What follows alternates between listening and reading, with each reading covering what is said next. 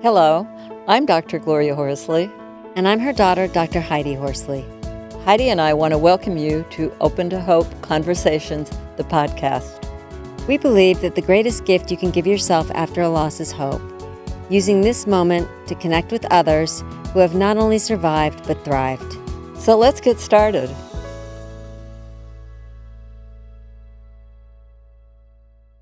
Welcome to the Open to Hope show. I am your host, Dr. Heidi Horsley, and I'm here today with Symon Braun Freck. Hello, Symon. Hello. And Symon, you did a video of me not that long ago, which was really well done. You interviewed me, and now you're being interviewed. And we are going to talk today about finding hope after loss. And let me introduce you first, and then ask you a little bit about how you got interested in this field. Symon is the founder of SBF Creative, a creative consulting firm. She also founded AI Death Doula, a startup dedicated to making end-of-life care practices accessible. Her journey into end-of-life care began at the age of 12 as a hospice volunteer.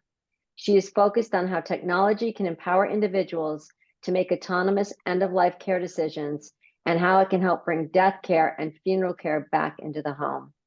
Welcome, Symon. Thank you so much for having me. Yeah, it's great to have you here. So tell me a little bit about how you even got interested in this topic and in this field. Yeah, I feel like I was always interested in death in general from the time I was really, really young. And when I was 12, my mom's dad was dying, my papa was dying, and I was strangely comfortable being there, and I enjoyed being in his presence. And so I looked into what does hospice do? What is palliative care? Like, I didn't really know those terms, but I knew we had in-home hospice for him. And so I got really interested in hospice care, and I applied to be a volunteer, a hospice volunteer, when I got back home to Utah. And they accepted me. At first they were like, you can't do this, you're too young, but I went through all the training and they let me do it. Wait, so you were 12 years old and you were a hospice volunteer? I was, yes. That's amazing. Yeah, I loved it. I love sitting bedside. I love holding the space for individuals to just like tell you what their life was about. I feel like a lot of hospice volunteering is listening.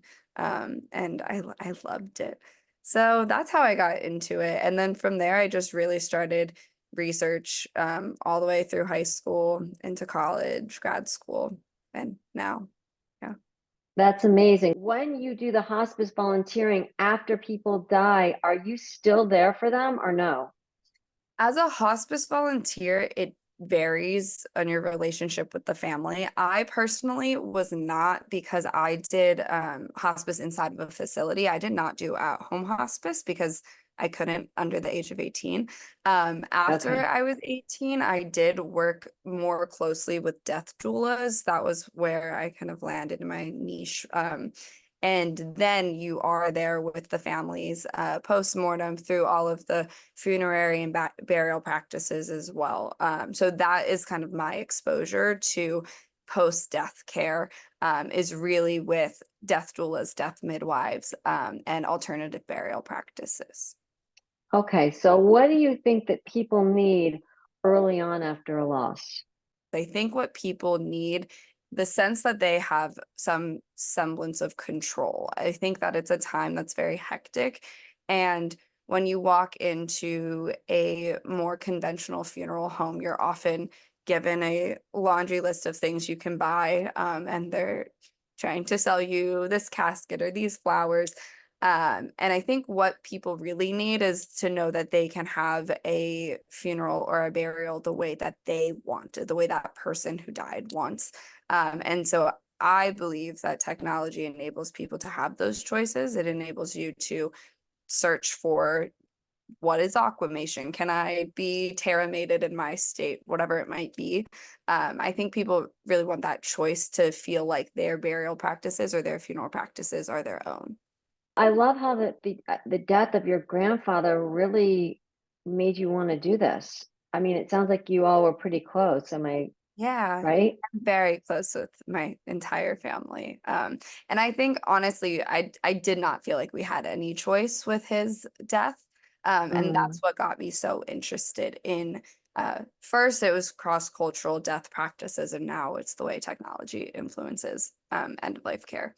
Because So when you said you didn't really have a choice with his death, what do you mean?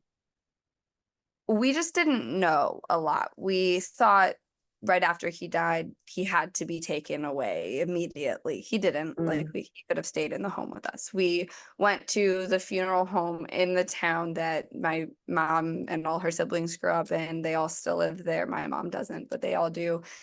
It's owned by like a friend she went to high school with, and there was very specific things we were able to pick out. And then his funeral, he was buried at Arlington Cemetery. We had very strict rules we had to follow.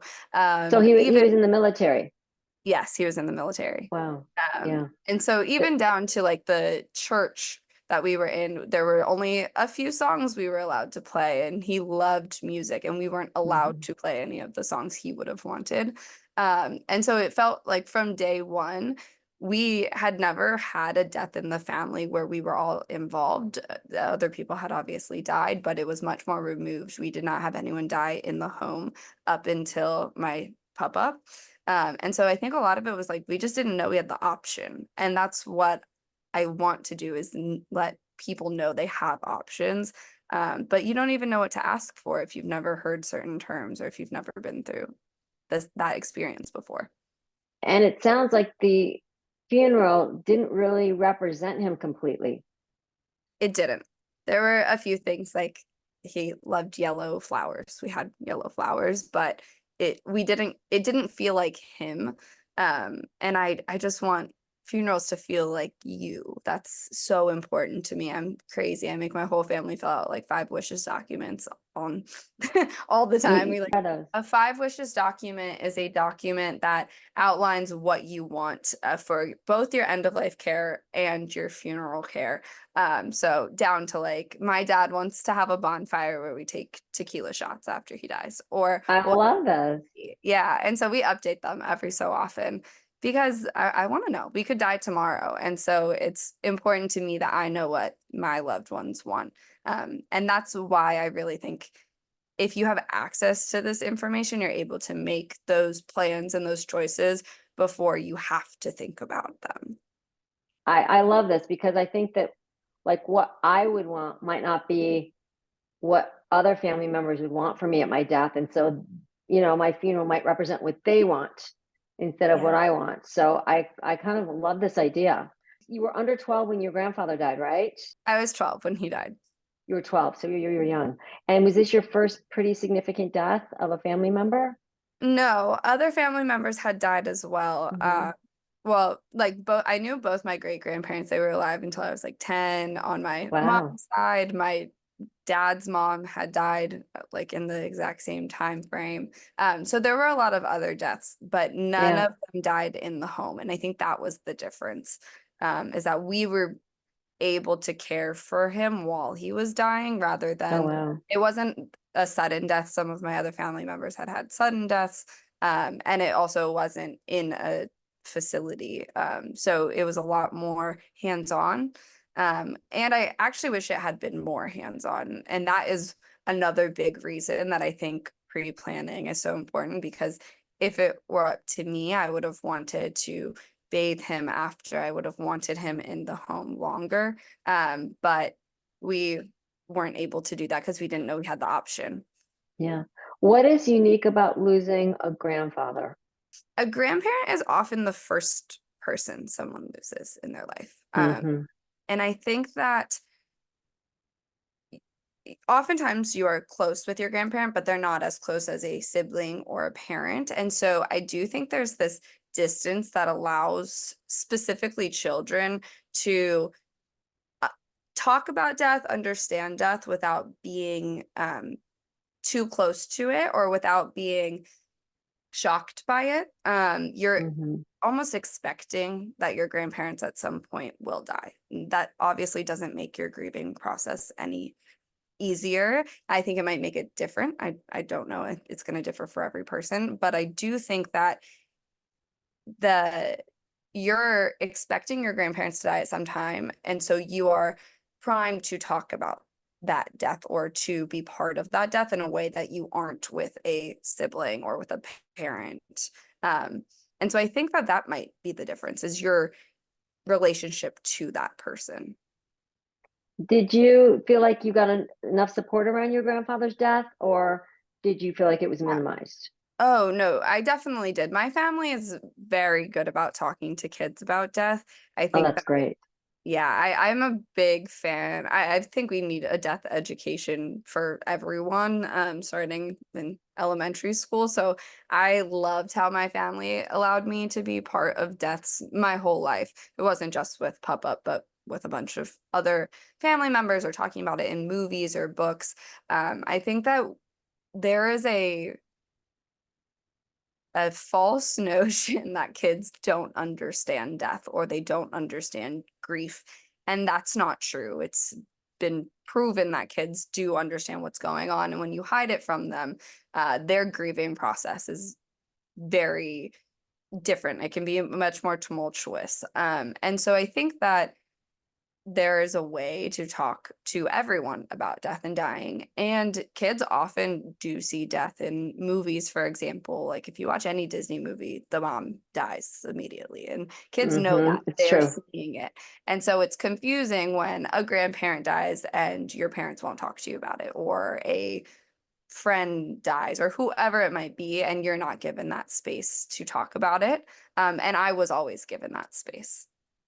That's wonderful, because I agree with you. And I work with a lot of people that as kids were not included in the grief process. And like you said, it was hidden.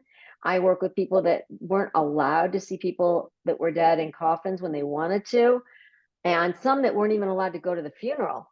Yep. And as adults, they're pretty resentful about the decisions made for them, and that they weren't asked, what do you want? It's like, so I love what you're saying. And then I have another friend, Dr. Jill Harrington, who just wrote a book about superhero grief, because like you said, so many times when we look at our superheroes and Disney characters, etc., they've had the loss of a parent. Yeah. I So, actually just interviewed her the other day. oh, you did? Yeah, I all love it. on superhero grief. Yeah. I found it was so interesting. I had never learned about it before, but I think giving that like familiar face to death and to grief is so helpful for people. And it's true, like we let kids watch superhero movies all the time, and there's so much death in that. And it's okay on the screen, but it's not okay when it's a relative or a friend or a pet. And I think that we should bring it back to our own reality so that we're able to use what we're learning in our own lives. So, given that you were a kid when you had a death, what advice would you give to parents out there that are trying to figure out how to help their kids? I think that you should, when when there has been a death in the family or a death of someone close to a child, I think that you should always allow them the space to ask questions, any questions that they're curious about. And I think you have to be honest in those answers as well. And it's okay to say you don't know the answer to something. And it's okay to show your emotion to your children as well. But I think the first thing I would advise people to do is let your kids ask you questions, and don't shut them down. If they aren't grieving in the way that you think that they should be, or if they're grieving in a completely different manner than you, it's okay, and like let them have that space to do that. I also think that it's important to let kids be part of a death in the way they want to be part of it. For example, in my family, we have big open casket funerals, and we all go up and kiss our dead relative. A lot of my cousins don't want to do that, but in my family, you have to. I Mhm. don't know if that's the way to do it either. I think it's letting people be part of it the way that feels right and natural to them. And so it's just being true to yourself. And kids know what they want. They know how they want to be part of it. They know the questions they want to ask, and they know when you're not being truthful with them about your answers.